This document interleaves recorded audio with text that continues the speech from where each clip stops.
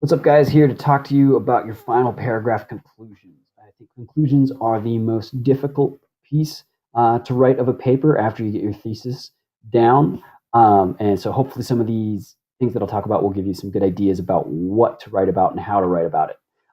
So, first and foremost, remember that conclusions are still a paragraph. You still have to come up with a topic sentence. You got to restate your evidence, and you really have to provide an analysis for these pieces of evidence and basically analysis of your entire paper. This is your opportunity to take your ideas, all these things that you've been writing about Huckleberry Finn, and bridge them to the real world. Okay, so we just read Huck Finn, this 200-page story about a kid that's 100 years old.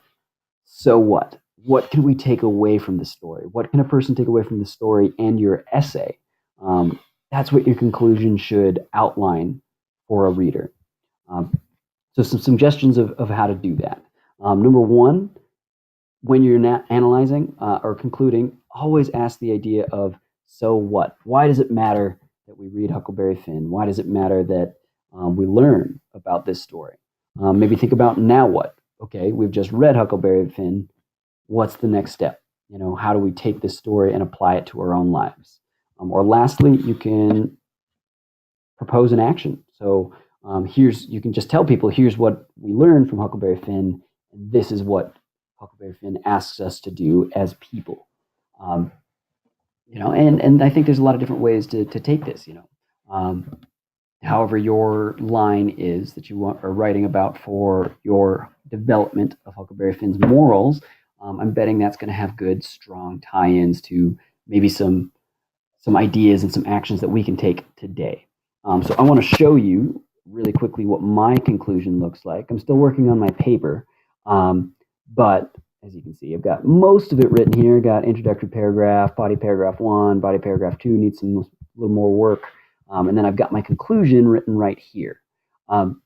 So I start off with my topic sentence. Overall, Huck is a prime example of a person being pushed to action by witnessing of people doing bad things. This goes right back to my thesis, all the way up at the top, of complacency. And he ends up being not a complacent person anymore. Right? He finally stands up and takes action against the Duke and the King. And he takes action to go and try and free Jim and help Jim continue his quest for freedom of slavery. So overall, Huck is a prime example of a person being pushed to action by the witnessing of people doing bad things. Then I have a brief summary. This one sentence basically summarizes all the points that I've made so far. So I say, Huck learned early that getting in the way of bad people like his father could be harmful, but by witnessing the Duke and the King con a family out of their inheritance, he stands up and confronts this wrongdoing in his own way. And I don't really need to go back into the whole example of, Huck takes the Duke and the King and steals their money and then decides to sort of trick them and go out and rescue Jim after they sell him. I've already outlined that, so I don't need to say that again. And so after this, I've got my topic sentence and my evidence. Now I really need to go into what does this show us? What can we learn from readers reading Huck Finn? So I say Huck Finn goes from being a bystander to taking positive action in a world full of thieves, murderers, racists, and drunks. A little bit more summary there. And while Huck may not always be remembered for doing the right thing in the way society would suggest something be done, he cannot be faulted for trying to be a good person. So here, I'm universalizing. I'm taking this idea and sort of what inference can we make from this story that we've read so far. So this is what Huck is. Now I'm going to look at the now what? How do we take this idea and apply it to the future? This stands as a strong reminder that general society may not always have the one true solution to everyone's issues.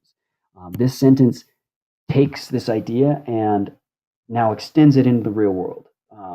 This sentence is not just about Huckleberry Finn. This sentence is about everybody, and it can be applied to society today.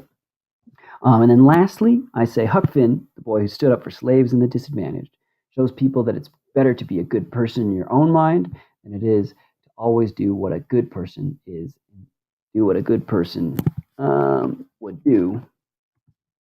Change that in society's view. And that's sort of the idea that I end on. Like, be true to yourself, be true to your own moral compass, And so long as your moral compass is good and you reflect on it, I think this is what's going to be helpful to the world today. All right. Good luck with your own conclusions. I give you my best. If you have questions, comments, let me know.